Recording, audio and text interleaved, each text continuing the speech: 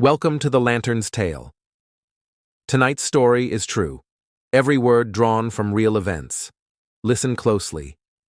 As we step back to the winter of 1878, to a snowbound town in Nova Scotia, where a young woman named Esther Cox found herself at the center of a haunting unlike any the world had ever seen.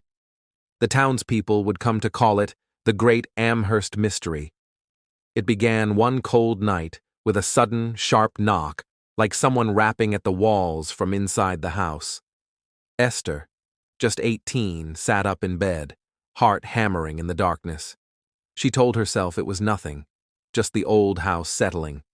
But the knocks grew louder, like fists pounding in fury, echoing through the cold air.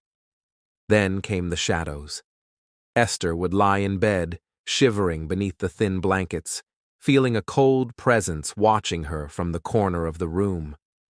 The air would turn frigid, her breath misting in the lamplight, and she could hear whispers, soft, urgent voices that seemed to come from nowhere at all. The whispers turned to violence. One night she woke to feel her mattress lifting beneath her, like invisible hands were heaving her up and down. She screamed, clutching at the sheets as the bed slammed back to the floor.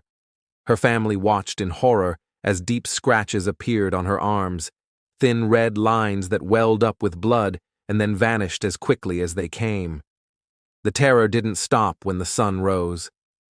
Esther would be sitting quietly at the kitchen table, her hands wrapped around a warm cup of tea, when the cup would suddenly leap from her grip and shatter against the wall.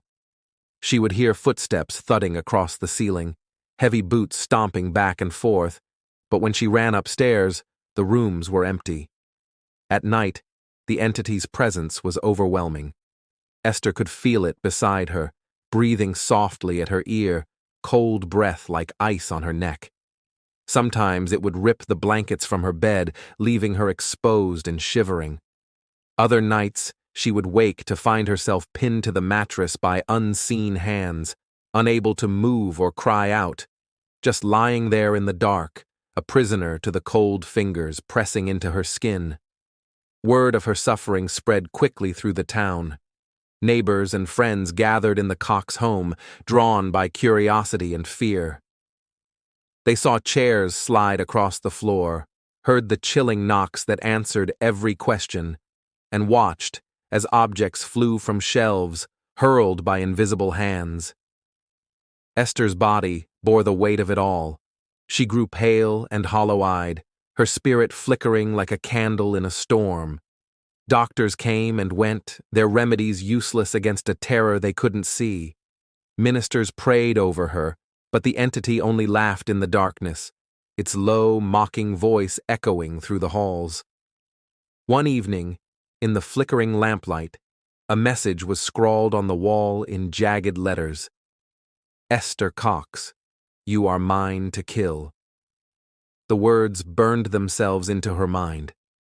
No matter where she fled, no matter how many times she moved to a friend's house or a boarding room, the entity followed. Fires would break out in empty rooms. Voices would murmur in the dead of night.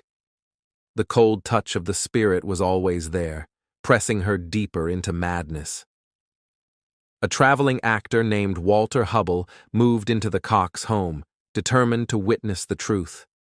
He watched as beds lifted into the air and dishes shattered like glass under an unseen hammer. He heard the phantom footsteps, the mournful sighs in the darkness.